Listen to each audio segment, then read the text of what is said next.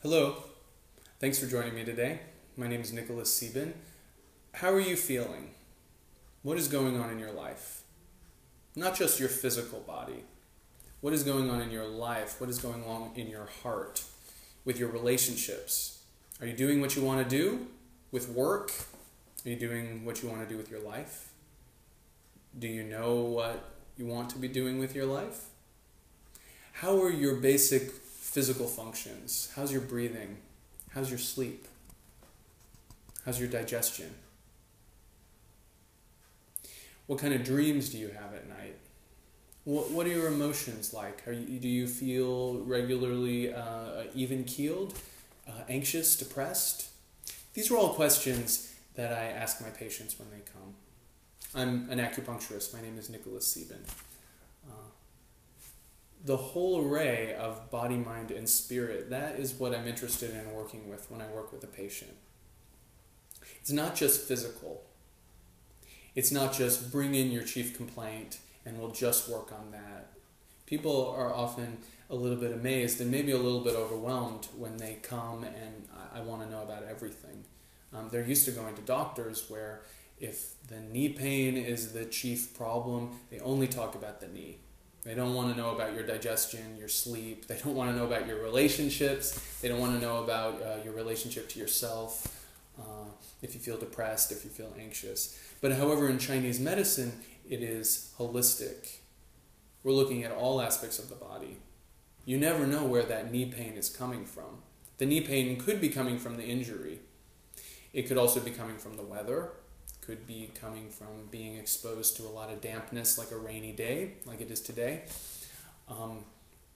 Or it could be something genetic that there's some degeneration that runs through the family. It could be overuse as an athlete. I mean, these are all things that mainstream orthopedic doctors would ask about. However, within the branch of Chinese medicine that I practice, which is very classically rooted in Taoism, Confucianism, Buddhism, I'm also interested, especially with the knee, what is your relationship to yourself? What's your relationship to fear? What's your relationship to guilt? Let me explain a little bit. The knee is an area that is very much ruled by the kidneys. In Chinese medicine, they take every aspect of the body, every aspect of the mind, every aspect of the spirit, and they categorize it all within 12 primary organs. So for example, the kidneys have a lot to do with the bones, they have a lot to do with the hormones, has a lot to do with the willpower, has a lot to do with obviously fluid metabolism as it does in Western medicine, but also has a lot to do with fear, has a lot to do with guilt, has a lot to do with sense of self, sense of destiny. So the knee can be a very interesting clue that something is going on that's beyond just the physical. Of course, we look at the physical first. If it's just the physical, that's often rather easy to treat. The physical body responds very well. You just give it a message to repair, and it repairs. The body's really pretty great that way. However, certain conditions that are not improving just by treating them on a physical level sometimes have a mental aspect to them, sometimes have an emotional aspect to them, sometimes even have a spiritual aspect to them. And this can get into rather subtle stuff, but my patients, at least, who come to me, sometimes they're a little bit surprised that we're looking at all aspects, but the openness and delight I see on their faces when they're given space to talk about more than just their physical lives, it's beautiful to see. People start talking about how they feel about themselves, what they want in their lives, where they think things have gotten stuck in the past. Maybe certain traumas, certain anxieties about the future, certain relationships that are not working, even things that have run through the family that they've inherited perhaps, that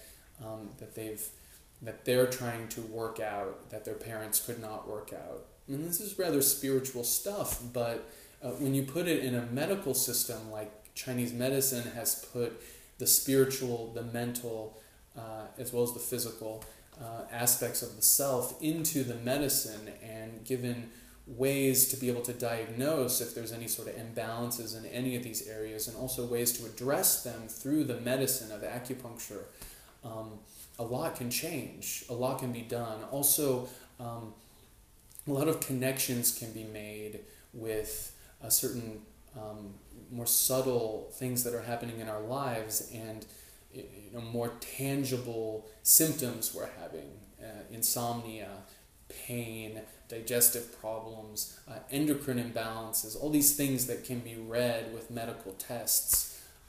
Sometimes they're not coming just from the physical level.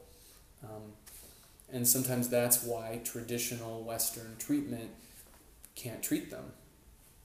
So this is when patients often go to more ancient, subtle systems, which are working with energy flow, like Chinese medicine.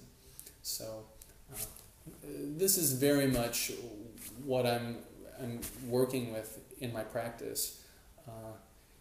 I invite patients who come to see me to talk about everything that's going on, to address even the smallest area of their lives. So-called small, if you can call sense of purpose, sense of the way you feel about yourself, sense of the way you feel in your relationships, small things in your life. With a lot of us, those dominate our lives. Our physical bodies are fine. Maybe we have symptoms, but the symptoms are not coming from the physical body.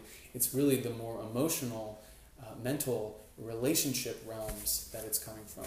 So those become the focus in our lives.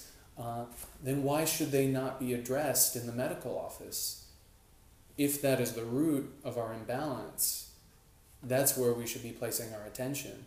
Yes, we'll treat the symptoms, make the symptoms go away, but isn't it better to look at the root of what's going on, the root of us, the root of where our mind and our spirit gets caught up?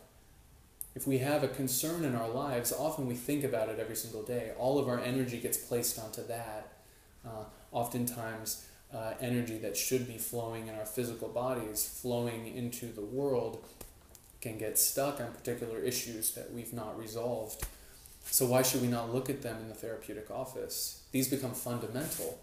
So I hope this is a bit of food for thought, and I hope this also opens up some feeling about ways you all out there can address your lives.